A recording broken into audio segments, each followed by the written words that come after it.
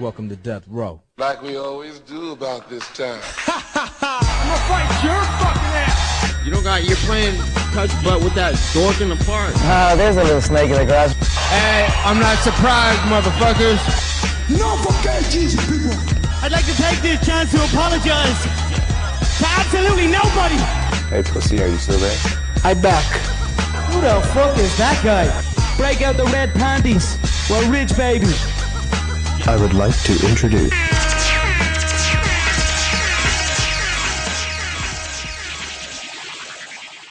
Welcome to the MMA for Money Show, episode 40. In this show, we will be reviewing UFC 250 and previewing UFC on ESPN+, I vs. Calvillo. Yes, that's actually a main event. I am Bob Voss, your favorite garbage man at MMA State of Mind, here with Mike Copenhaver. You can find him at Don't Cope Just Win on Twitter. Also follow the show on Twitter at MMA4Money Show. Mike, how are you doing tonight?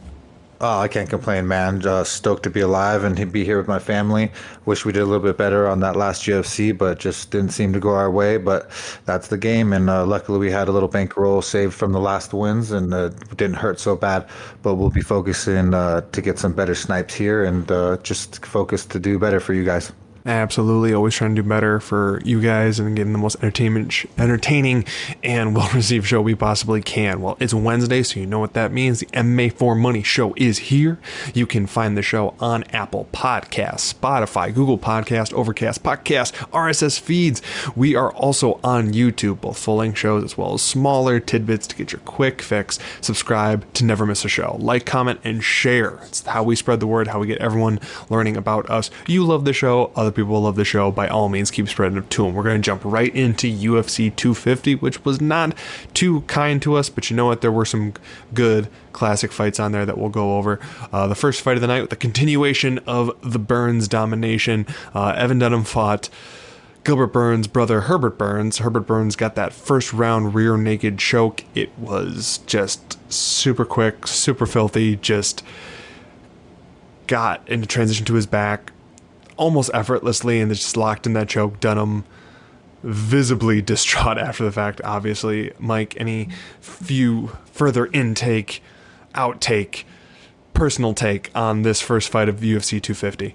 Yeah, well, it was nice to see Herbert Burns go in there and get a win, but it didn't come out with some a little bit of controversy or a little bit of struggles, because Evan Dunham hit him a few times and showed him that he was in another league. And so yeah, he got the submission, and yeah, he got the win, but I mean, I see his striking from what I saw with Evan. There's some major holes, and yes, he's young, so I hope he fills those holes with some good striking offense and defensive work with his coaches. So hopefully he gets that, and if not, if he fights a good jiu-jitsu guy with even better striking, then it's going to be a nice spot to fade him, because I didn't see the striking that I wanted to see. Completely agree. He for sure does not have the striking of his brother at this point, not even close. But here's hoping that the seeds are there to eventually get to that point. But Evan Dunham was a good test for him here. Next up, Alonzo Menafield was a decent-sized favorite, minus 220 over Devin Clark, but Devin Clark was the one who pulled out the decision. Menafield was landing early and often, swelling up Devin Clark's eye, something fierce, but later found out Devin Clark had a broken orbital bone from those shots in the first round, but he rallied and just clearly won the second and third and got the decision. Probably the most entertaining thing of the night is hearing his dad in the corner screaming throughout the fight, just willing him to victory. It was very impressive, and honestly, as much as we did get hit a little bit on this card, we didn't fall for this Alonzo Menafield trap, so I'm at least happy about that. Mike, anything about this very entertaining fight, actually, but anything specific, how Devin Clark looked? I know we were a little bit low on Devin Clark, but obviously no bet of any type on this one. Yeah, it was actually pretty impressive, the grit and determination that Devin Clark had after he got his orbital socket broken.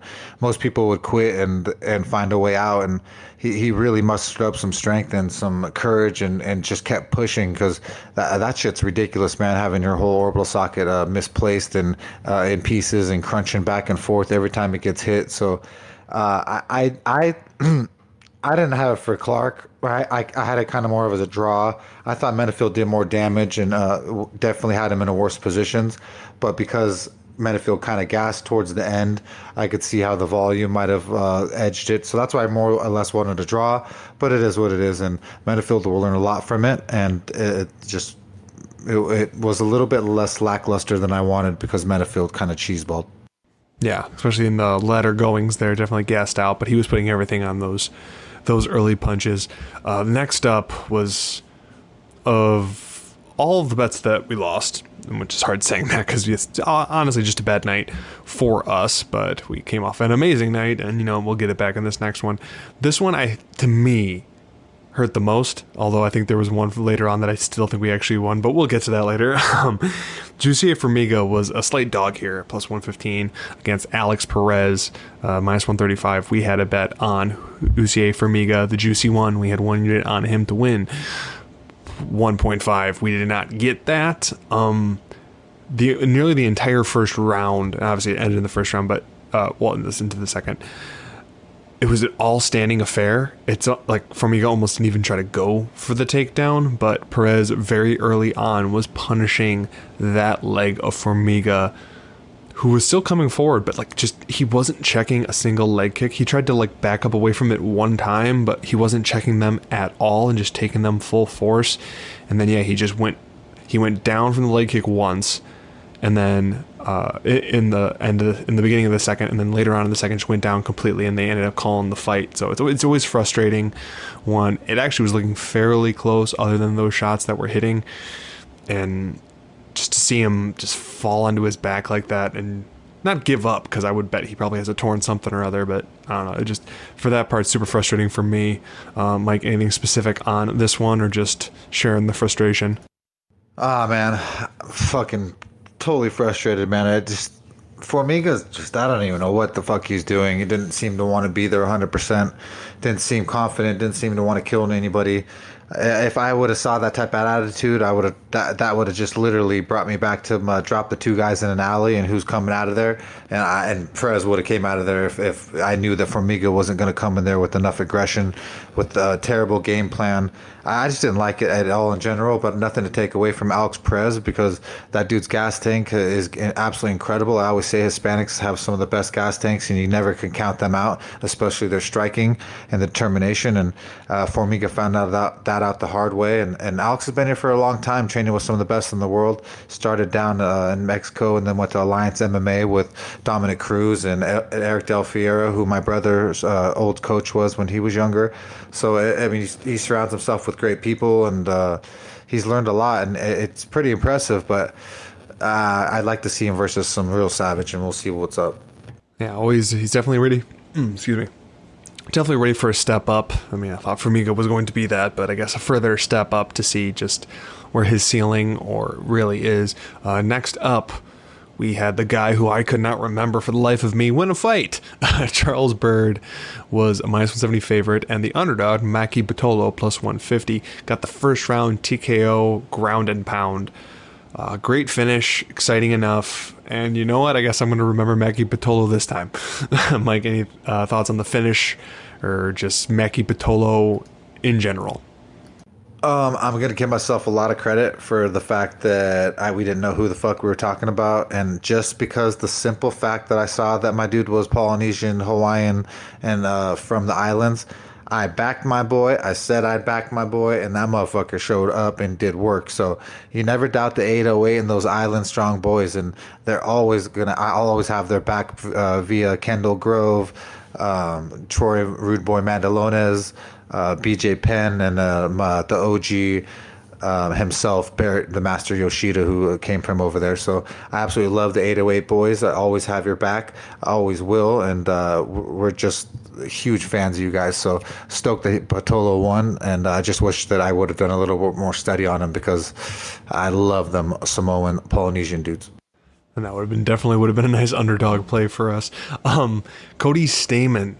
We didn't go over this last time. Actually, I didn't know the bit of news, but the week or a week just before the fight, his younger brother died in his sleep, still continued with the weight cut, the training camp, and fought Brian Kelleher, and won a clear unanimous decision victory. Stayed composed and fully with it the entire time, not backing down, and actually seemingly to go for the finish, which was great because one big knock on him has in the past been that he does not go for the finish, and he's just a decision machine. Yes, he got the decision here, but like was actively going for the finish. Brian Kelleher is just one tough SOB. And then the moment the fight was over and obviously it was clear that he won, he just went down to his knees and just started sobbing. And man, it was one of the more emotional even interviews, even though it wasn't directly in person, they were going back to the interviews on separate cameras, but even then it was quite a bit of an emotional roller coaster, and just Cody looking fantastic.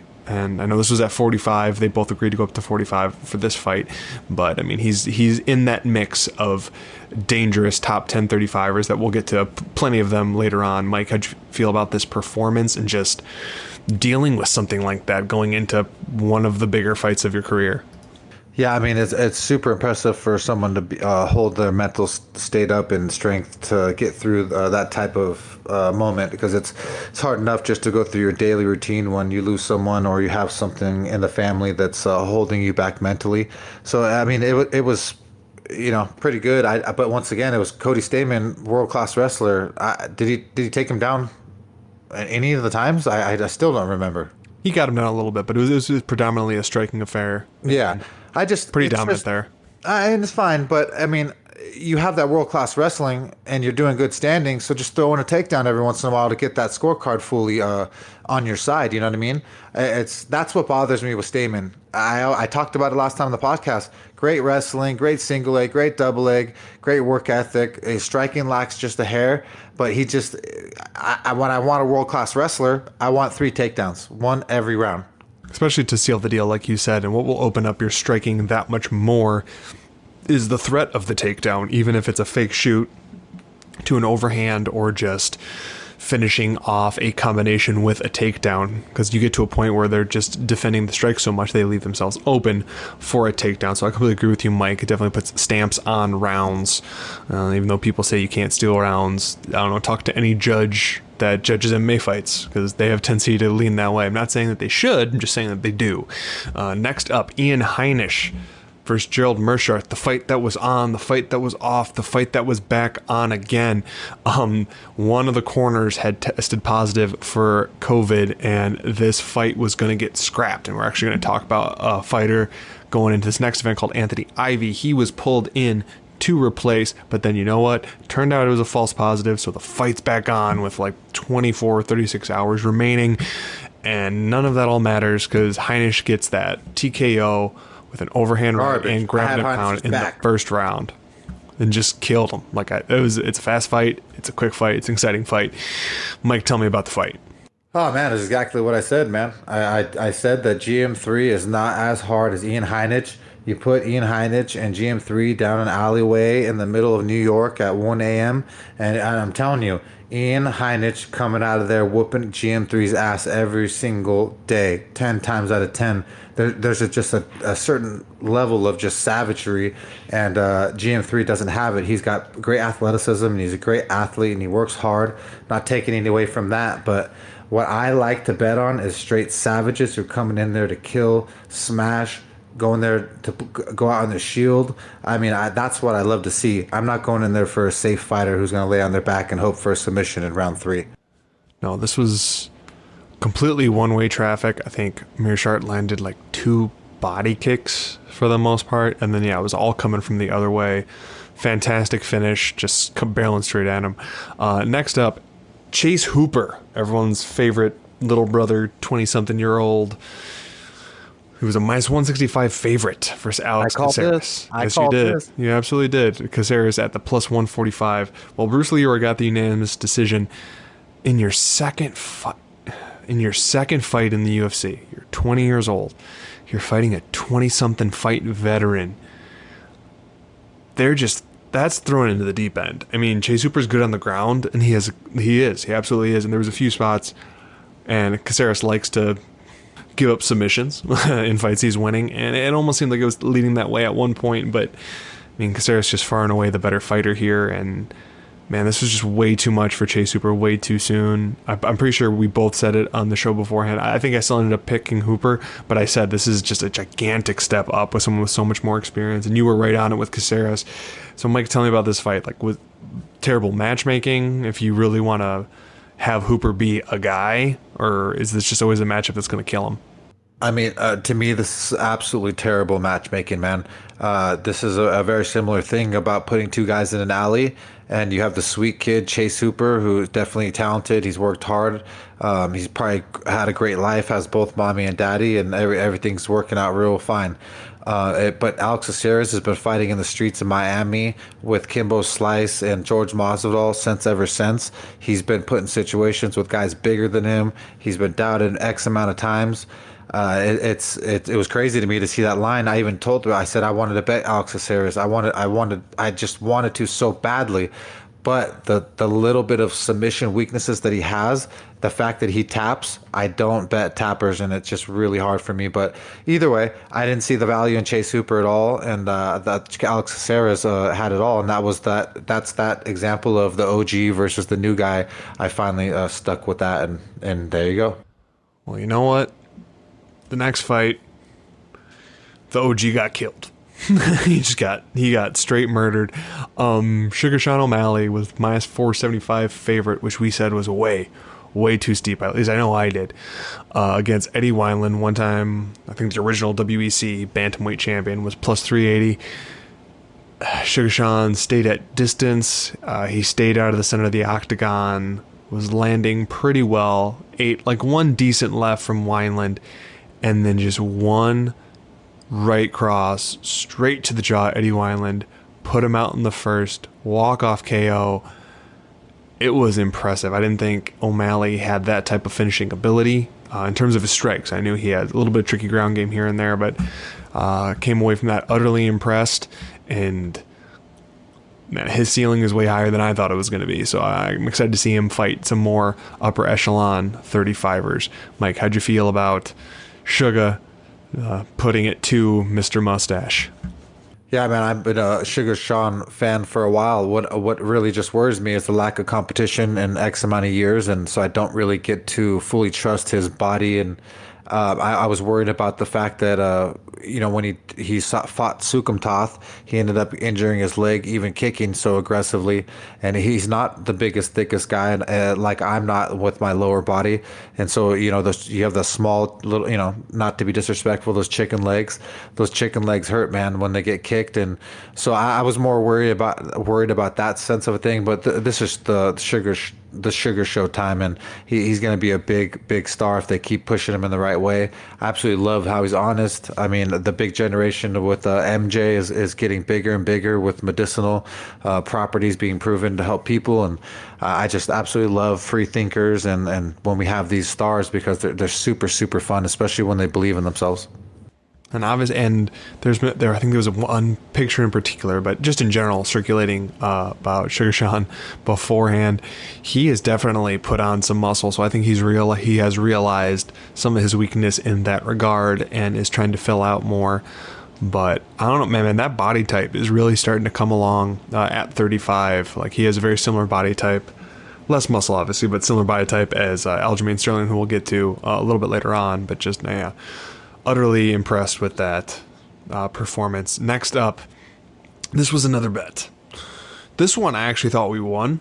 I was very convinced that we got two out of the first two out of the 3 rounds. This is why I hate Rocco Martin.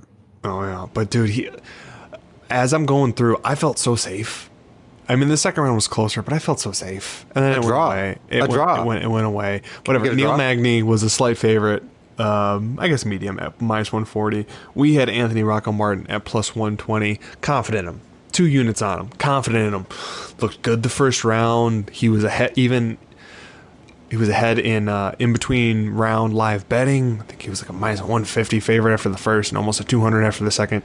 Take down the second. Magny got the decision, and I'm sorry. I've rewatched it. I'm trying my best not to be biased. I really am trying my best not to be biased and try to see it for Magny, and I can't see it. I would say at worst I'd agree with you and have it as a draw, and I would say the vast majority of the time I would give that to Rocco Martin. So do we do conspiracy corner right now? Because I have a little bit of it on. Sure, I'll give that to you. You go for it. Okay. So, I mean, it's just really weird that Anthony Rocco Martin is on his last fight of his final of the contract, and they put him up against the guy who they know is going to be not the easiest fight, right? And I'm not. I mean, we know these judges are crooked. We all fucking know this. The proof of that is we've all watched fights where there's a 30-27 card. It should never ever have happened. Okay, why does that happen? Because money rules all. There's influences from casinos, online, offshore casinos, all kinds of places, right? I want to start paying more attention to how many fights are left on each of these contracts, Bob. I'm sick of. I can't tell you how many times I've got bet on the fighter with one fight left and he loses. It's so often, and I don't know this. A lot of times, it's very rare information. So I didn't know that until the fight starts. And when I don't like that situation, because the reason why I don't like it is because the UFC is a business. They're negotiating in the sense of, all right, oh, you want a new contract coming up? Cool.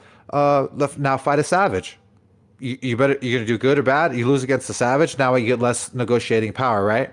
And most of the time they match up against the guy who's they feel is gonna be even or close, and then those judges, right, sway it, and it's gross, dude. And it just so happened to be Rocco's last fight. I'd like it to be a draw. I hate sounding like a pussy, so we'll move on from it. But it's gross, dude. I'm sorry. Yeah, definitely. It was just when I was starting to get in on the Anthony Rocco Martin train. I mean, we were so far against Tony Martin, and then when he switched to Anthony Rocco, we dissed him so hard in that. I'm done with him. And then he finally started like coming along, and yeah, we're putting him on the list. We're putting him on the no bet list. Ben Rothwell list, OSP list, Gregor Gillespie list, all kinds of people on that list. Darko Stasiak. Love Darko. We got a solid 10 people on our never bet list. At some point, we will post the people that we never bet, just to keep us honest. So as fans, if you guys are listening, if you could help, and if you ever see the contracts, how many fighters each contract has before the event starts, if you guys could ever Twitter us that, message us that, it could help Bob and I kind of decipher picks a little bit better, because I factor in all that stuff, man. I factor in who's got the more connection to WGME, and it all makes sense, man. Oh, absolutely. Next up, this was another rough one, back-to-back rough ones for us. Aljamain Sterling just comes out like a bat out of hell, straight across the cage, never gives Corey Sandhagen time to establish his distance for his strikes, and immediately puts him in danger, hops on his back like a backpack, starts going for the rear naked, pulls him down to the ground, and then slowly, methodically, with punching, gets into that position. Granted, it was only like a minute and a half fight. By slow and methodically, I just mean he didn't rush it. He waited, and he got a spot before they even got a sweat, so it was just super locked. It was super locked on right there in the first round for the rear naked choke. I still think Sandhagen has a really, really bright future, man. Like he has all those skills, but I guess we're maybe a year or two too early for where he's gonna be, and Sterling's that guy now.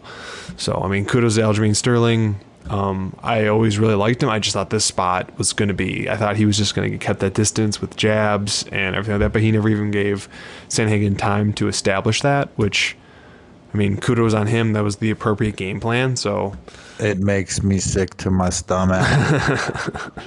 That's like my brother when he fought Yoshiyuki Yoshida after winning Fight of the Night versus J-Rock. We're all fired up. He's all cocky, way too cocky. So stupid. I remember before the fights, he's like, "Oh, I'm gonna get my hair done, get it all styled up," and he gets that stupid ice glue gel, Yeah, no, I gotcha. Dude, so sticky, bro. He does this. I used to have that. I know what Yeah, you're talking about. dude. Yeah, my brother's a pro fighter, but you're like, dude, you're an idiot. Let's just shave your head. How about that, dummy? And so he puts this. He had a faux hawk. If you go back to the fight, he puts that ice glue gel in every time because you got to look all pretty and fancy and cute, which is fucking retarded. I was trying to say, just that's just not relevant. So either way, he puts that stuff in, and if anyone's ever used that glue stuff gel, ever, that shit is sticky, for real. Will hold your shit back. So my brother entered that burns fight when you start sweating into your eyes. Something fierce. So my brother entered that fight with Yoshihiko Yoshida, and instantly, to Yoshihiko's credit, they studied my brother's takedown, the way he throws an overhand right and then he does a takedown. Well, they instantly drilled an anaconda choke, and that ended up locking. It locks up the head, and then that you're trying to slip your head out of there to get it out.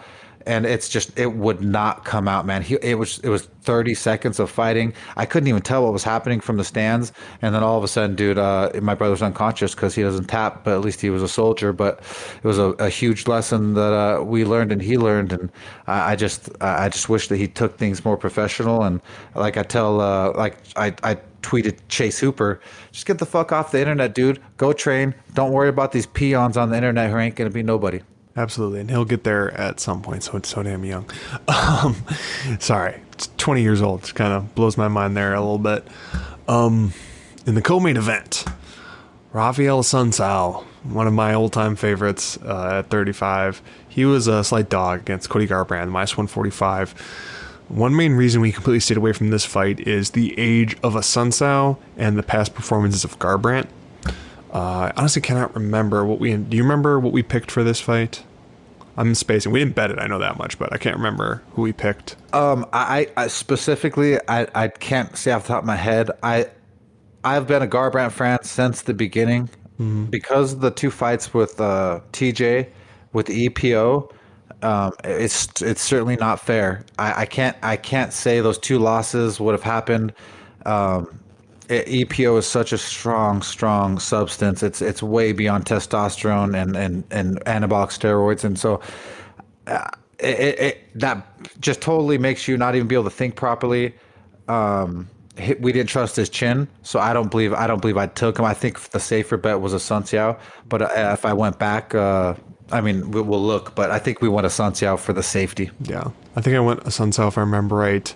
But I remember saying, because it is true, and it ended up happening in this fight, is the biggest way to get Garbrandt going, unless he's past that, which maybe he is. Here's hoping that he is with the new training and everything like that. Dude, that knockout? I know, but you need to be able to hit him with power and authority, which makes him see red and throw with reckless abandon and not skilled. Yeah. But that didn't have, Asenso doesn't have that kind of power. And no. Man, yeah, that was a filthy knockoff from Garbrandt. Garbrandt looked great the whole fight. Really weird.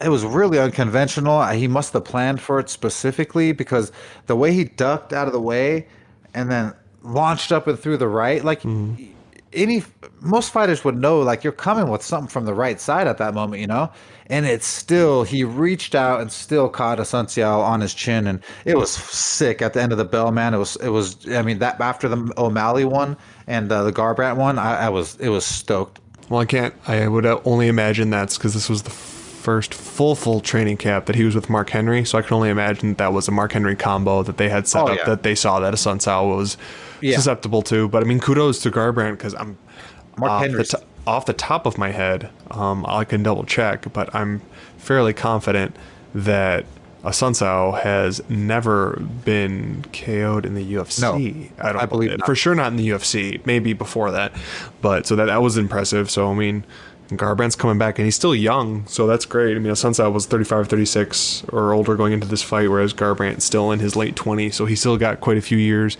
in him if he's doing it right, and it looks like he is. So kudos to Garbrandt. Here's hoping he is a mainstay again, and man, this 35 division is hopping. In the main event, it's pretty much what everyone thought. I mean, other than the fact that there wasn't a finish, but I know for sure I thought it was going to at least go quite a few rounds, if not go to decision. Amanda Nunes was a huge favorite, and she looked like a huge favorite, and just Felicia Spencer didn't look like she was in there at all. Amanda Nunes early wanted to show that she had the dominance in the takedown and on the ground, and kind of took that away from Spencer, and then it was just kind of downhill after that for her. Anything to say about the main event, or just is it pretty straightforward? Man, it was exactly what we said. It's Amanda Nunes, the GOAT. They've been setting her up to be that. There's no reason not to after she's done such dominant performances. She's beaten the best of the best. Cyborg, Holly Holm, I believe Misha Tate. If I go back, GDR, it's impressive, man. She's so impressive, and not to mention she's led a movement that most people don't agree with, and you got to respect that, because I don't like people that all think the same way in the world. You got to be different. I don't want everybody trying to be the same person. That's when you get robots and zombies. Everyone's meant to get created to be their own unique self and to explore their own ideas. And it's just, it's cool to see, Completely agree. I mean, and she needs, I hope at some point she hits some level of consistent fame. Do you want that? Because then when they retire from fighting, they have other things going on. And she hasn't made crazy paydays, but I mean, she's probably made some decently good money. She's supposed to, I believe, said she's going to take about a year off from both divisions. I mean, her and Nina Ansaroff got a baby on the way, and give both divisions time to actually get some contenders for her to fight. Congratulations to them too on the baby, because babies obviously lighten up the whole world. If you have one, I know that can be some trouble for your sleep pattern and sexual patterns after you had the baby. It's amazing. You go and you're like, oh, I got this beautiful girl, we got all this sex, and then you have the baby and you're like, oh, we don't have sex no more ever, and I barely sleep. That's what happens with kids. It's just kind of what happens. No, dude, that's serious. I tell my girl, I was like, you look really good for other people to think that I bone you, and in hindsight, you just look really good. But in all seriousness, it looks good. We'll just stick with that. She looks good. Oh yeah, no, I want her to look good. I tell her I don't like girls that have attitude and are snotty. I tell her if you see Bob on the street and he gives you a smile, you give him that same smile and energy back, right? I don't want him thinking you're some snotty, prissy girl who doesn't have the energy to give love. Like women, good. I know you get in trouble with this, but the women that I've been raised with, their qualities, they're so sweet. I just adore them. Well, we are gonna jump to a card headlined by such. No, I don't. Maybe one of those. Dr. Michael's corner. Maybe one of these ladies falls in that category.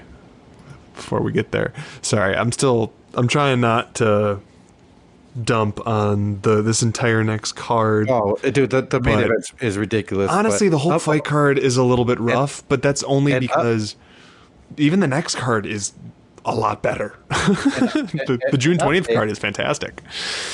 A COVID corner update from the non-drinker Michael. I didn't drink before COVID. Still, I drink 3 to 5 Trulies every night. There might be 2 shots. I'm just being honest, guys. I know. I mean, this has come from a guy who barely ever drank. Once a month, they put me on COVID. They said, "Hey, you're in the union. You're in the union getting paid. They go home and hang out, and have fun." It's like I'm 17 years old in high school. It needs to end. I'm with all of that, minus what I might be drinking, and still going to work.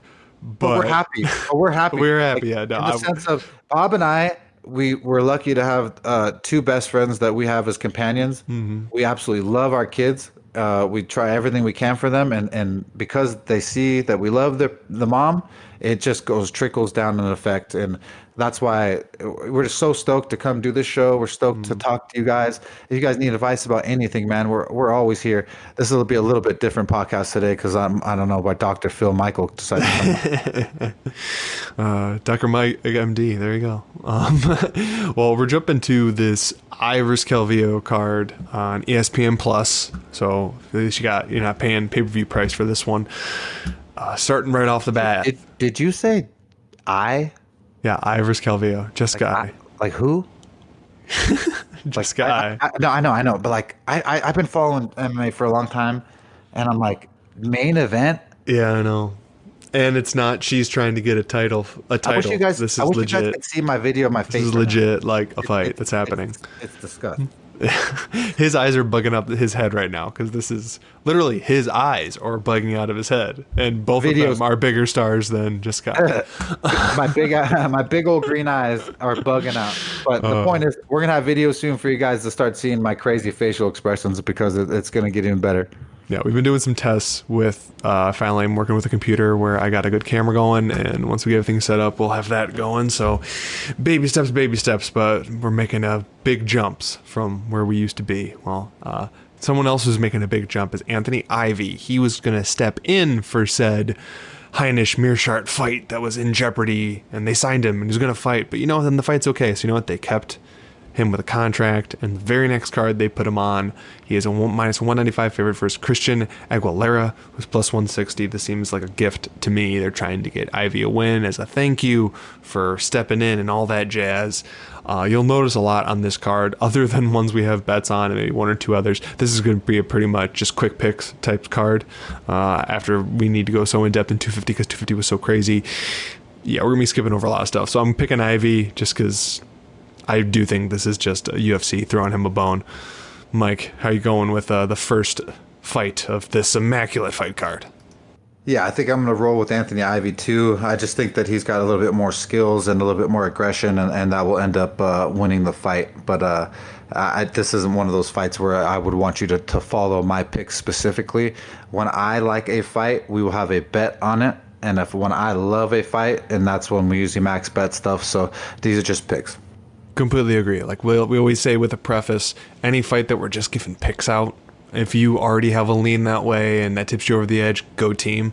But they're picks for a reason and not bets for a reason. Comparison. Next fight up, Jordan Griffin is a minus 165 favorite versus Derek Minner, however that goes. He is plus 145 underdog. Derek Minner likes to get subbed.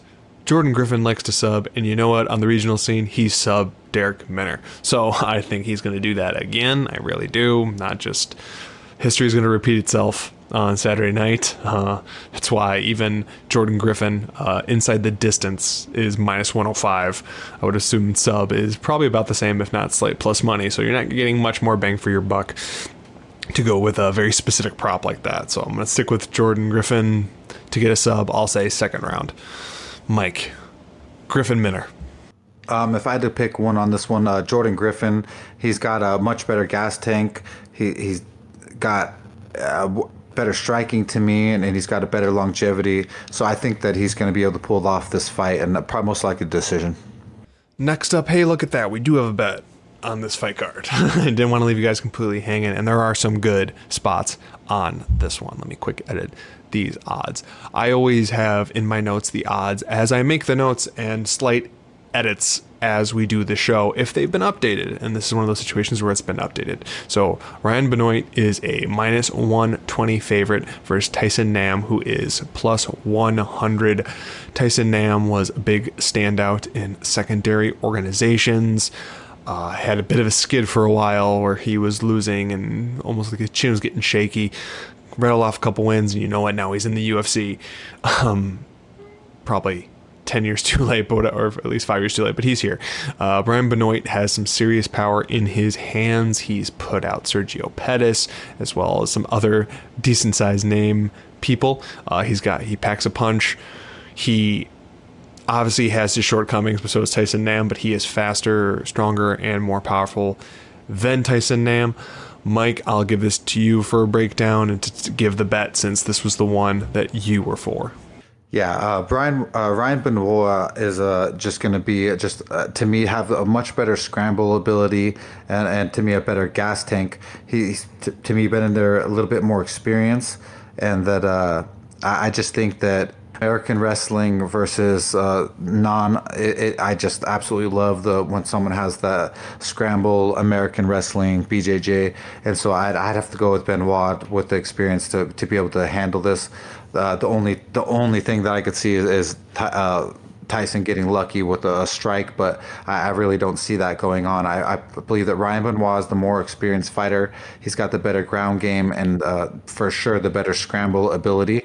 It's just all going to depend on all these fighters coming in on COVID. Are they in shape? Because some of them are just looking sloppy. But I expect Ryan Benoit, because these guys are smaller, to come in nice shape. And our bet on that fight is Ryan Benoit. Again, sorry, some people don't know how to pronounce their own last names, and I'm pretty sure he's a Benoit, even though it's Benoit. We have 1.2 units at the -120 to win 1 unit. That is our first bet of 2 on this fight card. Next up, Julia Avila is a -485. Yes, the biggest favorite on the card, versus Gina Mazzani, who's +385 for obvious reasons. Julia Avila, although she doesn't have a lot of fights in the UFC, she has a win over a lot of big names in the UFC before they were in the UFC. She has a win over Marion Renault and Nico Montano, and she's better than Gina Mazzani, who I have never been too high on, so I'll go with Avila. Surprise, surprise, at the -485. Mike, quick pick on this female fight. Yeah, on this fight, I think that Julia Avila is going to have everything and anything for Gina Mazzani. I think that it will be most likely a decision win for Avila. Most of these women's fights tend to go 3 rounds. I don't like the -485 price tag, but I'm not sure what for her to win a decision is. But I really feel like it should be simple for her. I was quick double checking those odds for you. Apparently, they think she's going to win by get a finish. Julia Avila, sorry about that, by decision is +172. So actually, I'm fairly surprised on that, but they must think that she's going to completely and utterly steamroll Gina Mazzani, which is also possible, I suppose. Next up, Charles Rosa, who for a long time I was fairly high on. That's pre long-term back injury and being out of stuff. He's a +150 underdog versus Kevin Aguilar, -170. I do like Charles Rosa's boxing. He is a hard-nosed fighter. He'll go for broke. He can take a shot. I mean, Brian Mitchell just styled on him, but Bryce Mitchell's styled on him, but we're starting to learn that Bryce Mitchell has a lot more in the can than we all thought he did. Kevin Aguilar is good, but I guess I'll pick Rosa more because I want him to win than anything. This kind of is his lowest caliber of fighter that he's fought in the recent past, and I think if he can't beat Kevin Aguilar, then I don't know, UFC borderline has to cut ties with Charles Rosa. So I'll pick Charles Rosa with much trepidation. Mike, pick on Rosa versus Aguilar. Yeah, I mean, I'm on this one. I think that Charles Rosa has just a little too much experience. He's been training with some of the best in the world over on the East Coast, and it's gonna show. I don't see how Kevin Aguilar is going to show Charles Rosa anything he hasn't seen. But I mean, this is MMA, so you could see anything. But I really believe that Charles Rosa is the superior fighter, and he should be able to roll here. Next up, a late replacement has Maria Agapova, a -225 favorite, versus recently bruised and battered Hannah Cyphers, who's +175, who found herself subbed fairly early goings. I don't know. I don't see her pulling it off here. I want to lean towards the upset just because I know more about Cyphers than Agapova, but you know what? That's never a good reason to bet someone. So by all means, do not follow my bet, or I don't have a bet, my pick on this fight, because I do not know Maria Agapova well enough to even put an educated pick on here. So screw it. I'll go Hannah Cyphers because farm strength. Mike, do you have a pick on Agapova versus Cyphers? Yeah, man. This Maria Agapova is a super, super tough girl, man. She's ranked #1 in the whole United States, #1 in the U.S. Midwest, #1 in the Kansas, Missouri area, #1 out of Russia. So I really am expecting some kind of world-class performance out of this girl with all of those, accolades behind her being #1. So I really think Hannah Cipher is definitely a tough girl, farm girl, has a lot of grit and stuff like that. But this is mixed martial arts, and I expect someone like Maria Agapova, if that's what she is and considered number one, I expect her to act like number one and beat Cyphers. But this is her debut, and anytime that happens, you get deer in headlights. Could roll to a decision and be real fishy. One thing I will say during this Corona time of fighting, I think probably the easiest transition for a debuting fighter is how things are now. The fact that they're at the Apex, which is a smaller cage, and probably the fewest people that will ever be in attendance to watch them fight, for the most part. So, but still, it's still the UFC, so obviously bright lights do happen. Next up, Jordan Espinoza is a minus 155 favorite versus Mark De La Rosa plus 135. Espinoza is on a 2-fight losing skid. De La Rosa is on a 3-fight losing skid and has recently got knocked out in the early goings. Definitely the lesser half of the De La Rosa fighting power couple. Just quick pick, I'll go with Jordan Espinoza. He has cashed for us in the past as being one of Mike's bets in previous shows. And Mike, I know you are fairly high on Espinoza in terms of his wrestling acumen. So by all means, Mike, break down Jordan Espinoza versus Mark De La Rosa. Yeah, this should be a great matchup, and Jordan Espinoza has shown me some really, really good boxing, and not to mention I love world-class wrestling and someone that actually implements it into their game plan. So I really feel like Jordan Espinoza's striking is far superior than De La Rosa. His takedown defense and offense is way ahead. I don't see how he doesn't score a 30-27 victory easily over this kid, and if not, knock him out with a straight left, because he's super agile, switches stances most of the times, and can really lay a haymaker if he wants to. So watch out for that straight left coming through, and also watch out for those takedowns because the kid means business.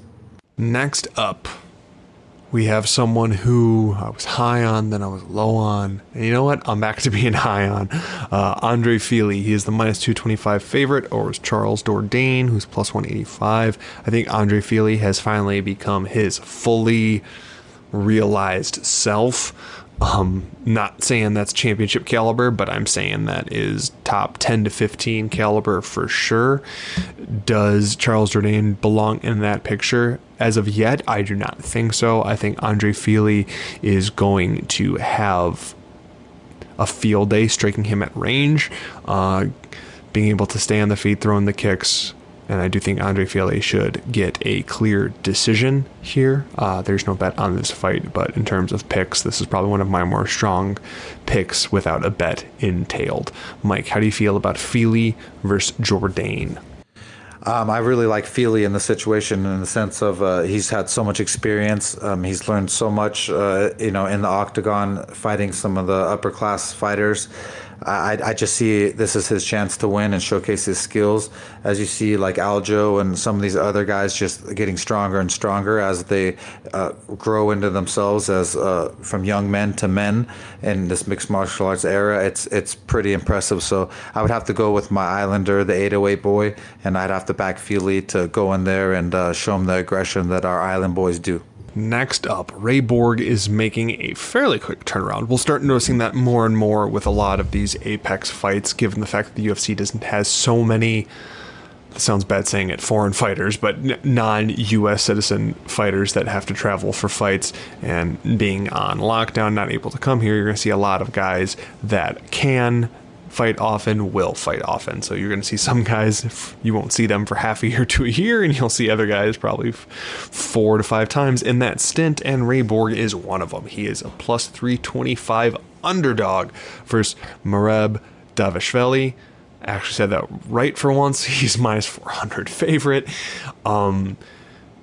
Borg does better when he has the wrestling advantage. He always does. He's coming off a split decision loss. But man, I think he has Merab in terms of scrambling ability. But in terms of straight wrestling, power, strength, and a lot of other like intangibles, I think Merab has it.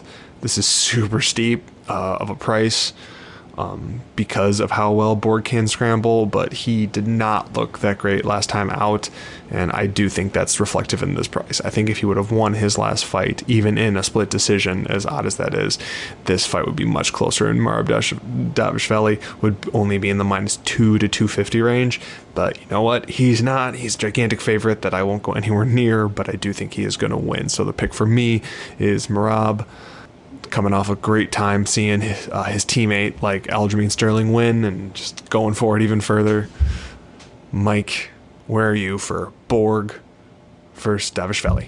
Oh, wow, man. Since Merab started in the UFC, and I've seen the determination and the grit and the output that guy puts out, and he never stops and never quits, I've absolutely loved him and never, ever really jumped off his little bandwagon. Gotten screwed a couple times on some close decisions that I should have gotten, but that's the game.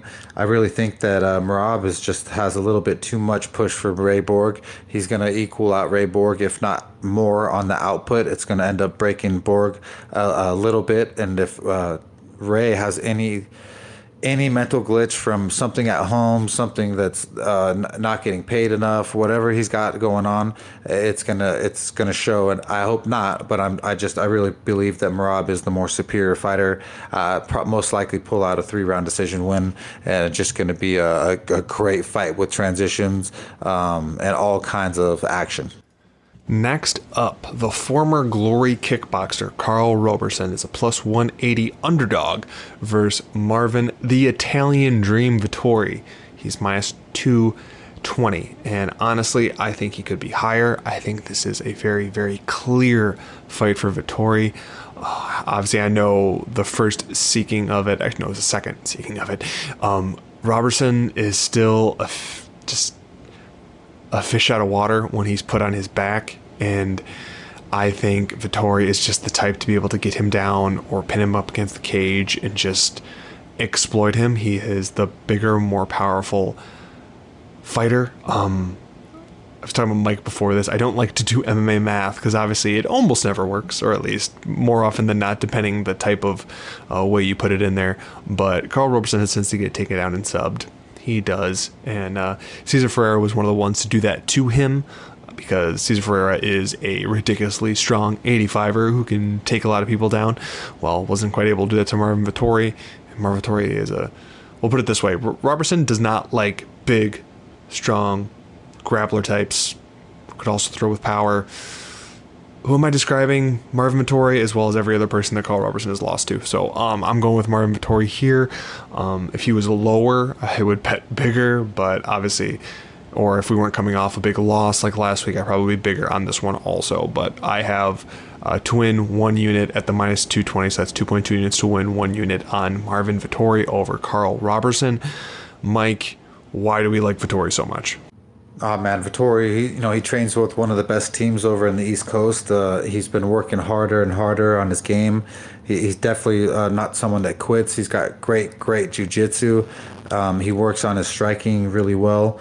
I don't see Robertson having the jiu-jitsu game for Marvin Vettori when he's on the ground. I could see him getting locked up in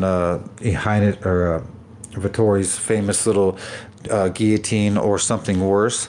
So I really think that Vettori has everything to show here and showcase a win. I think this is his spot to shine. And I really love this bet when it comes to it, because Marvin Vettori is, to me, the real Italian stallion. In the main event of this card, if you can call it a main event, but it's a main event, and I'm sorry for offending those of you who think it should be a main event. We're probably not the same type of fans. Either way, Jessica Ai is a -120 favorite for Cynthia Calvillo, who's +100. Jessica Ai is a long-time flyweight who had to jump up to bantamweight when eventually going to the UFC. Back in Bellator, she was a 125er. Cynthia Calvillo is a strawweight who can't seem to consistently make strawweight, so they're making her fight at flyweight. That's probably the most interesting part about this fight. Jessica Ai is kind of an all-around fighter. She's the Build-A-Fighter. She is like a 6 at everything. Maybe with a little, like maybe a 6.5 in striking if you don't count power, because that's not where it's at. But maybe she can throw a little bit more in combination than the typical flyweight fighter. Cynthia Calvillo is similar but her bigger stress is in the ground game. She's younger. She has a bigger upside. the fact this is at 125 and she's being forced to go there has me hesitant to stay away from Cynthia Calvillo. So I don't have a bet on this fight whatsoever. I'm just going to go with Cynthia just because I just see her having a bigger upside and she still has room to grow, whereas I has been at her highest level she'll ever get at for a few years now. So pick is Calvillo, but very real possibility it's a super close split decision fight. So I would not bet on this fight if you paid me to bet on this fight, because whichever side you pick, there's a solid chance you might lose a split. Mike, this main event, how do you feel about it? Who you picking? And then the fight's over, which is probably the better part. Definitely one of the worst main events I've ever had to pick. It's stupid and gross, and I don't even know what they're doing with these two, but I'm going to go with Calvillo. I think she has a little bit more to offer, but once again, I's just an OG. She's been here with a lot of the upper echelon women fighters. It wouldn't surprise me for her to win a decision win, but Calvillo, to me, is the better fighter, and I would like to see Calvillo win, so I think that she would. So to recap, our two bets for this fight card is Benoit, minus 120 to win 1 unit, and Vettori, minus 220 to win 1 unit. Now, we want to quick give a shout out to Mr. Primetime himself, the owner of the site, the man who is behind the show. He won 10 units. He had a plus 500 times 2 on Harvick in the last NASCAR race. We haven't been going too far into going on how much he's been winning, because you know what, there hasn't been a lot of NASCAR, but you know what, it's one of the sports that's actually back, so you got to give major credit to the man who's cashing big. He has packages available on the website, MMAforMoney.com, for NASCAR.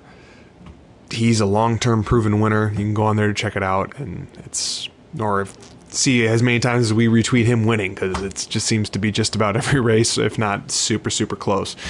Mike, any final thoughts before we do our outro for this show? No, we just appreciate all you guys listening each week and giving Bob and I your time so that we could give you our picks. We do this for you guys, and so we give you a better edge on your bets so you don't have to pay money. We hope you appreciate it, and we'll be back every single week to try to do better for you. Well, like Mike said, we will be back next week. There are more fights. UFC on ESPN Plus 31, Blades vs. Volkov is June 20th. And man, that fight card is 3 times as good as this fight card is. So don't forget to subscribe to us on your platform of choice. That would be Apple Podcasts, Spotify, Google Podcasts, Overcast Podcasts, straight RSS feed. We have links for all those. Remember to subscribe to us on YouTube for both full-length shows as well as the smaller tidbits that we will shoot out over the course of the week. Like, comment, and share, please. And with that, let's roll.